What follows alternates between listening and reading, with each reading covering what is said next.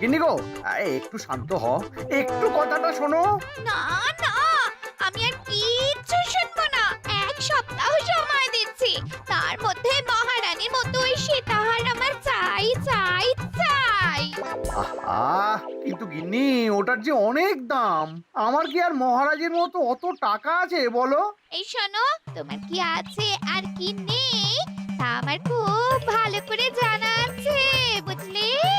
কিন্তু গিন্নি, একটা কথা কান খুলে শুনে রাখো, এবারে যদি তুমি ওই সীতাহার আমাকে গড়িয়ে না দাও, আমি তাহলে চিরদিনের মতো বাপের বাড়ি চলে যাব। এই এই আমি বলে দিলাম। আচ্ছা ফাঁপড়ে পড়লাম আমি। কি যে করি, দূর, আর ভালো লাগে না।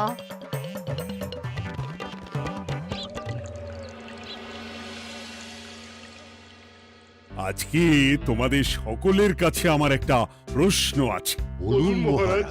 আচ্ছা, ধরো তোমরা যদি এ রাজ্যের লোক না হতে, অন্য কোনো রাজ্যের হতে, তাহলে তোমাদের কাছে কৃষ্ণনগর কেমন মনে হতো? মহারাজ, এক কথায় বলতে গেলে সমৃদ্ধ শক্তিশালী রাজ্য। বেশ, তা হঠাৎ এমন প্রশ্ন মহারাজ? আসলে বেশ কিছুদিন ধরেই আমি একটা কথা ভাবছিলাম। ঈশ্বরের দয়ায় আমাদের সবই আছে, তবু রাজ্যকে আরো শক্তিশালী ও অন্যান্য রাজ্যের সাথে সুসম্পর্ক বজায় রাখা একটা রাজধর্মে পড়ে। ঠিক বলেছে।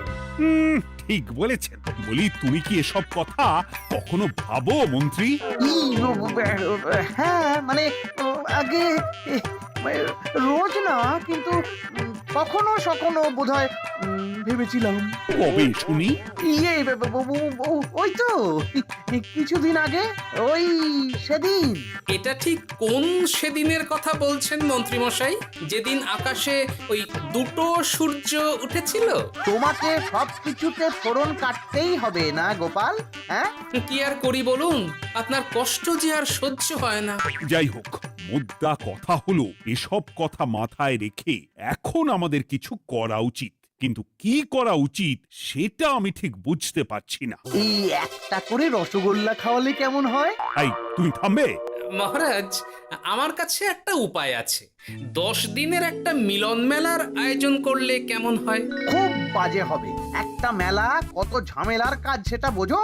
একেই কত খরচ, তার উপর আবার অনেক লোক। মোটেই না, এটা তো দারুণ বুদ্ধি দিয়েছো গোপাল।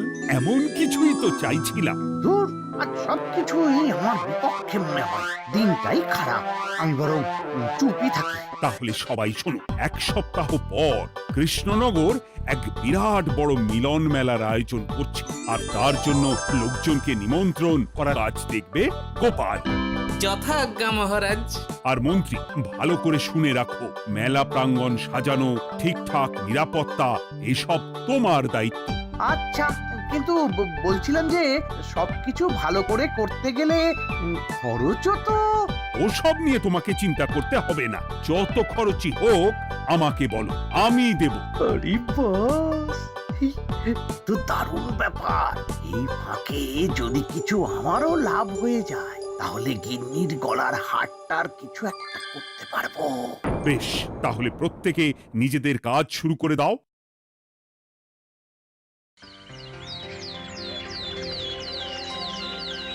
শোনো শোনো শোনো, 1 সপ্তাহ পর কৃষ্ণনগর মেলা প্রাঙ্গণে অনুষ্ঠিত হতে চলেছে 10 দিন ব্যাপী মিলন মেলা। সকল গ্রামবাসীকে এই মেলায় আসার জন্য আমন্ত্রণ জানানো হচ্ছে। শোনো শোনো শোনো।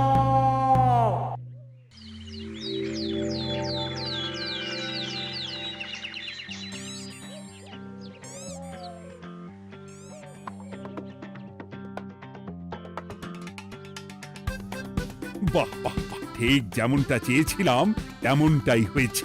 আর এসব কিছুর জন্য আমি গোপালকে ধন্যবাদ জানাতে চাই। কি যে বলেন মহারাজ, এই কৃষ্ণনগর তো আমার নিজেরই পরিবার। সেসব আমরা খুব ভালো করেই জানি গোপাল।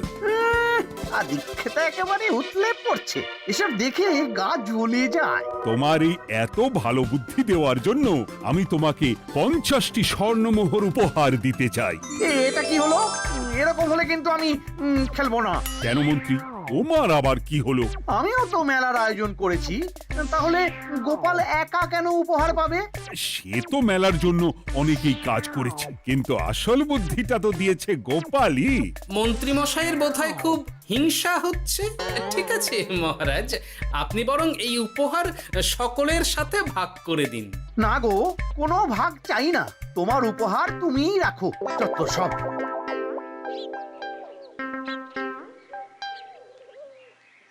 আমার কি এত খারাপ দিন এসেছে নাকি যে আমাকে গোপালের থেকে পুরস্কার নিতে হবে? অনেক হয়েছে। না না না, এবার আমাকেই কিছু ভাবতে হবে মনে হচ্ছে।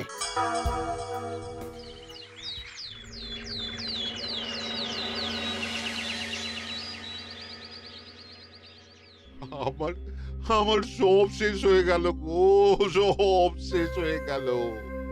এবার এবার আমার কি হবে?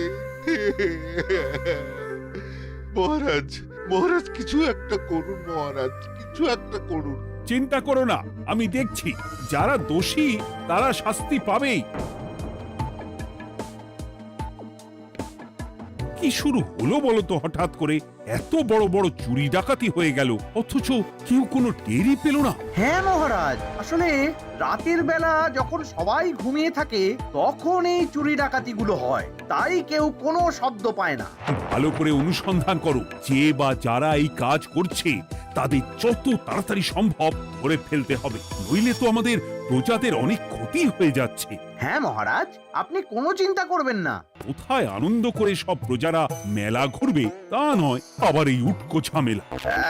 একটা কথা বলছি, কিছু মনে করবেন না। আসলে এই ঝামেলার কারণ হলো গোপাল। আমি ঠিক জানতাম কোনো না কোনো ভাবে আপনি আমাকে দোষ দেবেন। সত্যি তো, এসবের সাথে গোপালের কি সম্পর্ক? ওরই তো সম্পর্ক আছে মহারাজ। মেলা শুরু হলো আর তার সাথে চুরি ডাকাতিও। আর যদি গোপাল মেলার বুদ্ধিটা না দিত তাহলে রাজ্যে এত চুরি ডাকাতিও বাড়তো না। মানছি মন্ত্রী মশাই, মেলার বুদ্ধিটা আমার, কিন্তু মেলার নিরাপত্তা রক্ষা তো আপনার দায়িত্ব ছিল। যদি মেলা থেকেই এই ঝামেলা শুরু হয় তাহলে তো আপনার কাজেও ফাঁক আছে। মুখ সামলে কথা বলো গোপাল। আহ, তোমরা একটু থামবে? এখন নিজেদের মধ্যে ঝামেলা করার সময় নয়। সবাইকে একসাথে কাজ করে আসল চোর ডাকাতদের ধরতে হবে, তারপর বোঝা যাবে কার দোষ ছিল আর কার নয়। আগে মহারাজ।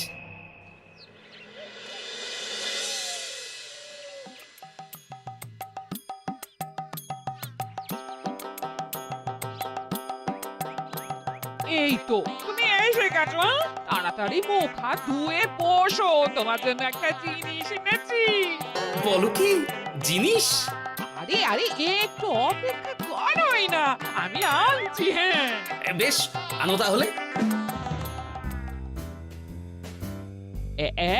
এই নাও, খাও। মিষ্টি দই। হ্যাঁ গো, খেয়ে দেখো তো কেমন। দারুণ সুন্দর স্বাদ তো গিন্নি। কোথা থেকে এনেছো? ভালো, মেলা থেকে এনেছি। ও জানো, বিনা পয়সায় গো। বিনা পয়সায়? তা কে দিল শুনি? আরে সুজন দইওয়ালা, বড় ভালো ছেলে। শুধু আজ নয়, ও রোজই মানুষকে ভালোবেসে না বিনা পয়সায় দই খাওয়ায়। হ্যাঁ বাবা, বেশ অবাক করা কাণ্ড। আসলে সুজনের দেশের বাড়িতে অনেক জমি জমা, গরু মোষ আছে। ও তাই বলে ওর টাকা পয়সার নাকি কোনো দরকার নেই, তাই ও বিনা পয়সায় খাওয়ায়। হ্যাঁ বুঝলাম। বাবা, খুব ঘুম পাচ্ছে এখন। ও গিন্নি, শোনো না, আমি বরং একটা ঘুম দিই এখন, বুঝলে? তুমি বরং বিকেলে আমায় একটু ডেকে দিও, ওর কাজ আছে। আচ্ছা বেশ। তোমাদের জন্য সেটাই ভালো, কারণ এমনিতেই মহারাজ চোর ডাকাত ধরার জন্য প্রহরীর ব্যবস্থা করছে পুরো রাজ্যে। না না না, সে নিয়ে আপনি চিন্তা করবেন না।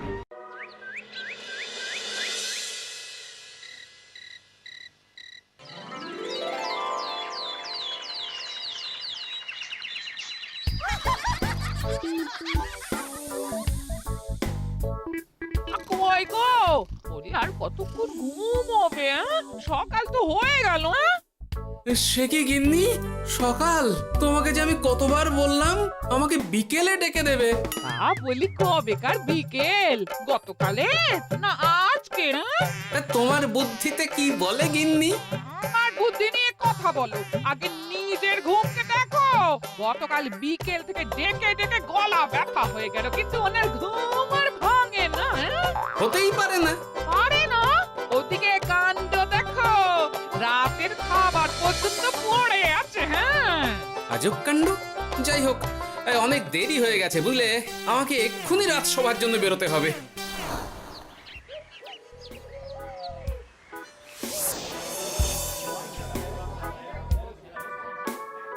বাবা, এত ভিড় কি আছে এখানে? একটু কাছে গিয়ে দেখি তো। সত্যি সত্যি ভাই সুজন, তোমার হাতে জাদু আছে। এত সুন্দর মিষ্টি দই, এ স্বাদ ভোলার নয় ভাই। আচ্ছা, তাহলে এই হলো সুজন দইওয়ালা। ভালো মিষ্টি দই আছে, নেবে নাকি গো? পয়সা লাগবে না। জানি তো, সত্যি দারুণ স্বাদ এই দইয়ের। আমি খেয়েছি তো। তবে আজ নেব না গো, কাল এসে নিয়ে যাব। আচ্ছা আচ্ছা আচ্ছা।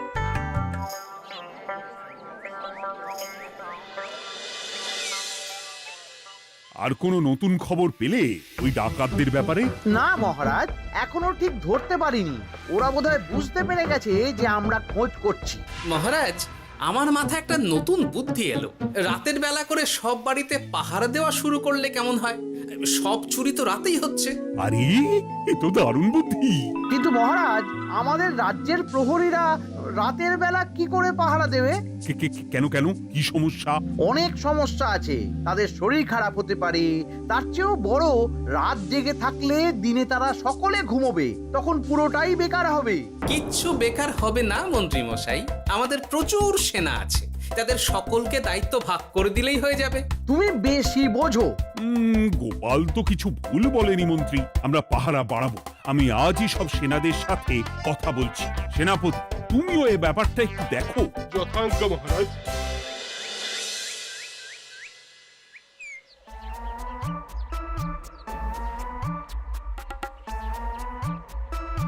চোর ডাকাতদের ধরার জন্য যদি একটা সূত্রের হদিশ পাওয়া যায় তাহলেই কেল্লা ফতে, কিন্তু সেটাই পাওয়া যাচ্ছে না বলেই এত সময় লাগছে। আরে, ওটা মন্ত্রী মশাই মনে হচ্ছে না? আড়ালে দাঁড়িয়ে এরকম কার সাথে কথা বলছে? এবার আমি যা বলছি ভালো করে শোনো। আজ রাতে মেলার পিছনের দিকে যে মাঠটা আছে সেখানে চলে এসো। বাকি কথা ওখানেই হবে। এই জায়গা নিরাপদ নয়। বেশ রহস্যজনক ব্যাপার। মেলার পিছনের মাঠ বললো না? রাতে আমাকেও দেখতে হবে কি হয় সেখানে।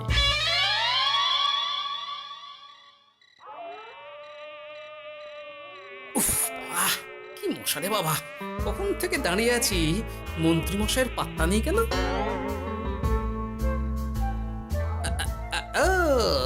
ওই তো চলে এসেছে। এই যে আমার সোনার হাটটা কই? হ্যাঁ, পই পই করে বলেছিলাম আমার ওটা চাই। আগে কি আর বলি বলুন তো, ওই হারটা আমাদের দলের প্রধানের খুব পছন্দ হয়ে গেছে, তাই কোনোভাবেই ওটা দিতে পারলাম না। কি এত বড় সাহস! আমার বলার পরেও তুমি এরকম করলে?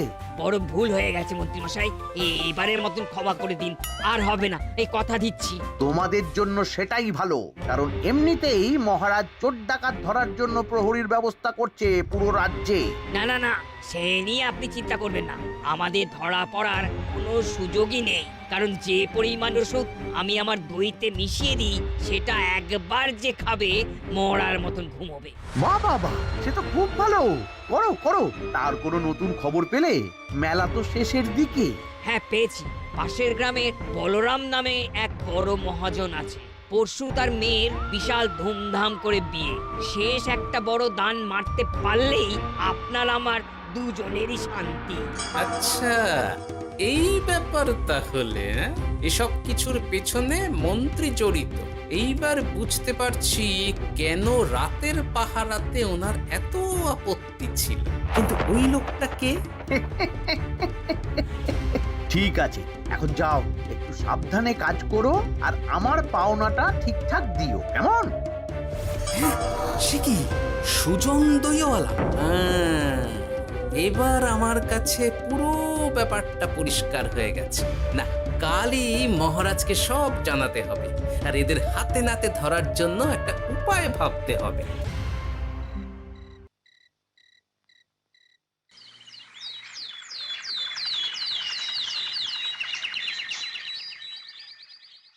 আরে এসো এসো, তোমার জন্যই তো অপেক্ষা করছিলাম। কি এমন জরুরি কথা আছে যে একান্তে দেখা করতে চাইলি? কোন মুখে বলি মহারাজ, সর্ষের মধ্যেই যখন ভূত তখন আর কি। মানে একটু খুলে বলো তো কি হয়েছে? আমাদের রাজ্যের এই এত বড় বড় চুরি ডাকাতির পিছনে কারা আছে সেটা আমি জানতে পেরে গেছি মহারাজ। হ্যাঁ, এ তো দারুণ খবর। তাহলে আমরা এখানে কি করছি? এখনই তাদেরকে গিয়ে বন্দি করি? না মহারাজ, আমাদের হাতে কোনো প্রমাণ নেই, তাই ওইভাবে বন্দি করতে পারবেন না। কেন বলো তো, কারা আছে পেছনে? সেটা আপনি নিজের চোখেই দেখে নেবেন পরে। তবে এটা জানিয়ে রাখি, আমাদের মন্ত্রী মশাইও যুক্ত আছেন। কি? আমাদের মন্ত্রী? এত বড় বিশ্বাসঘাতকতা! আমি এখনই নিজের হাতে ওকে বন্দি করতে চাই। না না না না মহারাজ, সেটা করলে বাকি ডাকাতদের ধরতেই পারবেন না। তাহলে উপায়? আমি জানতে পেরেছি এই ডাকাতদের পরের নিশানা হলো পাশের গ্রামের বলরাম মহাজনের বাড়ি। বলরাম মহাজন?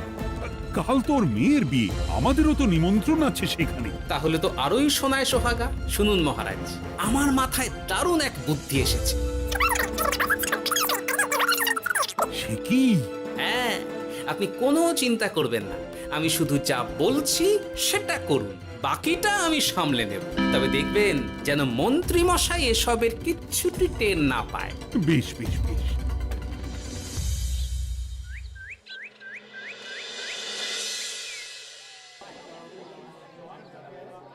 আর তো কিছুক্ষণ, এরপরেই তো সন্ধে নামবে। তোমার সবকিছু তৈরি তো? হ্যাঁ মহারাজ। আরে মহারাজ আর গোপাল কানে কানে এত কি কথা বলছে, আমাকেও জানতে হবে সেটা। ওই যে আসছে মরকটটা, আমার আর ওকে এক মুহূর্ত সহ্য হচ্ছে না।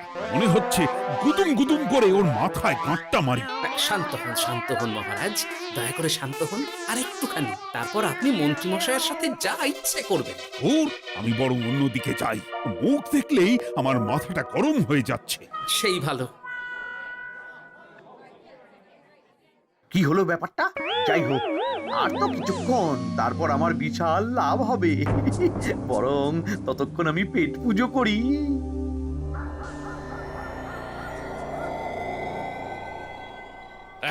যা যা দামি জিনিস আছে সব দিয়ে দে। এই তো খেলা শুরু। এবার আর আমায় পায় কে? ও বাবা, এরা আবার কারা? সত্যি গোপাল দারুণ চাল চেলেছে। এই তোমরা এখানে কি করতে এসেছো? কেন, তোমরা যা করতে এসেছো? ডাকাতি? এমন তো কোনো কথা ছিল না। কার দলের লোক তোমরা? মন্ত্রী মশাইয়ের দলের লোক। এই রে, কি বলছে সব? কোথায় কোথায়? এই মন্ত্রী মশাই, এই কি বলছে এরা? আপনি দু নৌকোয় পা দিয়ে চলছে, আমরা থাকতে আপনি আরো এক ডাকাতের দলের লোককে ডেকেছেন। কি মন্ত্রী? শেষে কিনা তুমি? কি খেয়েছে রে, আর বোধহয় বাঁচতে পারবো না। কই, চুপ কেন? বলুন, মন্ত্রী মশাই সোনার হার ডাকাতি করে আপনাকে দেওয়ার জন্য এখানে ডেকেছেন। কি সোনার হার? আমাকেও তো একই কথা বলেছে। আপনি আমাদের থেকে খবর নিয়ে অন্য দলকে কাজ দিয়েছেন। এই না না, মিথ্যে কথা। কিসের মিথ্যে? আপনি ছাড়া তো আর কেউ জানতো না এখানের কথা। না গো, আমি শুধু তোমাদেরকেই কাজ দিয়েছি একদম শুরু থেকে। আর কোনো ডাকাতের দলকে আমি চিনি না, আমি তো নিজেই প্রথম শুনছি। মন্ত্রী, লজ্জা করে না তোমার? তুমি আমার প্রজাদের এইভাবে ঠকাচ্ছিলে। ইয়ে মানে মহারাজ, আমি আসলে অনেক হয়েছে মন্ত্রী মশাই, আপনি ধরা পড়ে গেছেন। প্রহরী, বন্দি করো সবাইকে, আর মন্ত্রীকেও। আমাকে ক্ষমা করে দিন মহারাজ, আমি ইচ্ছা করে এটা করিনি। আসলে আমার গিন্নি কদিন ধরেই মহারানীর সীতাহারের মতো দেখতে হার বায়না করেছে। তার জন্য তুমি নিজেদের লোকেদের থেকেই চুরি করবে? আর কি করব বলুন, এক সপ্তাহের মধ্যে হার না দিলে বাড়ি ছেড়ে চলে যাবে বলেছে। তাই আমি এখন আপনি যেটা করেছেন সেটা যদি আপনার গিন্নি জানতে পারে তাহলেও বাড়ি ছেড়ে চলে যাবে। শাস্তি তো তোমাকে পেতেই হবে মন্ত্রী।